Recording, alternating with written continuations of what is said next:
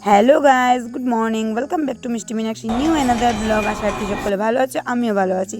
তো আজকে হচ্ছে অষ্টমী, তো তোমাদের সবাইকে জানাই অনেক অনেক শুভেচ্ছা। তো আজকে ব্লগটা আমি এখান থেকে স্টার্ট করছি। তো আজকে হচ্ছে মহা অষ্টমী। তো এতদিন আমি নবরাত্রির 9 দিনের ব্রতটা রেখেছিলাম। তো যাই হোক, আজকে গিয়ে পূর্ণতা পাওয়ার সময়। তো যাই হোক, এই তিনজনকে আমি ডেকে নিয়েছি, যেহেতু কুমারী পুজো করতে হয়। তো তার জন্য, না হলে তো 9 দিনের কোনো কিছু পাবোই না আমি। তো তেমন তামঝাম করে কোনো কিছু না, একদম সিম্পলভাবে করেছি। তো ওদেরকে একটু যেভাবে মাকে পুজো করতে হয় তেমনভাবে মাকে এইভাবে কুমারী রূপে তো মাকে পূজা করা হয়ে থাকে। তো আমি আমার মতো করে করেছি, কোনো পুরোহিত নিয়ে আসা হয়নি, কোনো কিছু করা হয়নি। এইভাবে আমি নিজের মতো করে পুজো করছি।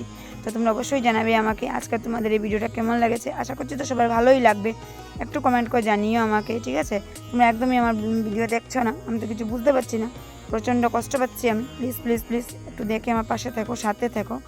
তো ওদেরকে পুজো করে দিলাম। এবার আমি যেমন শঙ্করধ্বনি দিতে হয়, উলুধ্বনি দিতে হয়, সবটাই করে মানে যেমন করে হচ্ছে আমার পক্ষে, আমি সেইভাবেই চেষ্টা করছি করার, মানে সেটা পুজো করার। তো জানি না, অনেকের হয়তো অনেক ধরনের নিয়ম থাকতে পারে, আমি কোনো কিছু জানি না। তারপর ওদেরকে দক্ষিণা দিয়ে দিচ্ছি। আর তারপর তো আর যেটা করছি সেটা তোমরা দেখতেই থাকো।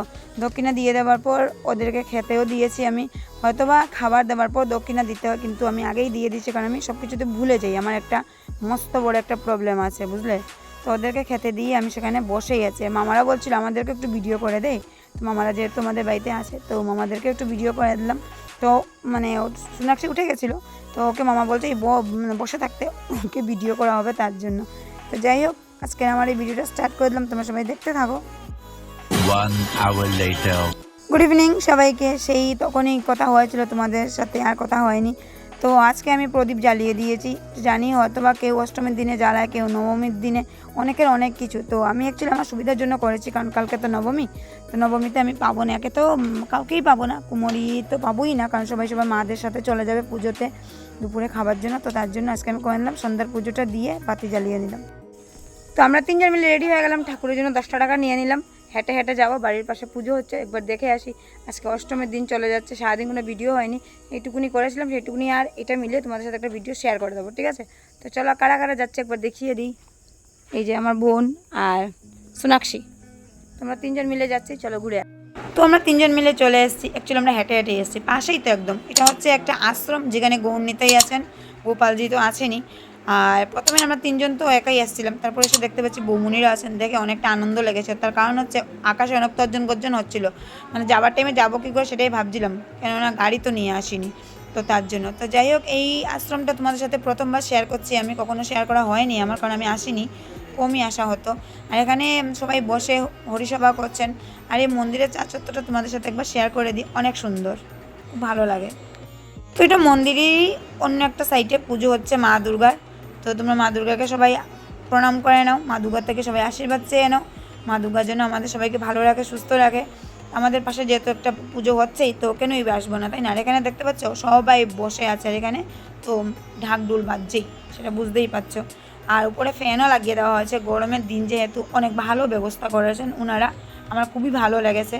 ঠাকুরকে নমস্কার করে নেওয়া হলো, তারপর এখানে এসে বসে আছি ফ্যানের তলায়, না হলে তো গরমে একদম সেদ্ধ হয়ে যাব।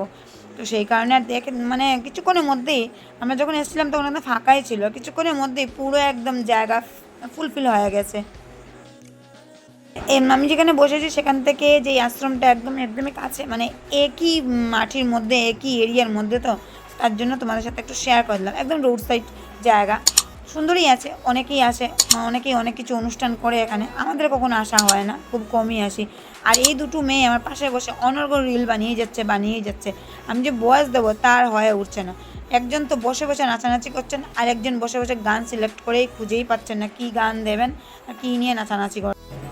তো অনেকক্ষণ হয়েছে, আমরা এসেছি 7টার দিকে এসেছি, এবার প্রায় 9টা বাজতে চললো। তো এবার অনেকক্ষণ বসে বসে তো পুজোই দেখছিলাম, তারপর কথা বলতে বলতে স্টার্ট হয়ে গেলো আরতি। তো একবার আরতি দেখবো, তারপর বাড়ি যাব। তো এখানে আরতি চলছে, সেটা তোমরা উপভোগ করে নাও, আমিও উপভোগ করে নিই, ঠিক আছে? আর তার সাথে জানো তো, এই এরিয়ার অনেক মহিলারা এসছেন, মানে কালকে যে নবমী পুজো, তার জন্য সবজি টবজি কেটে রেখে দেবেন, তার জন্য এসছেন। সেটাই।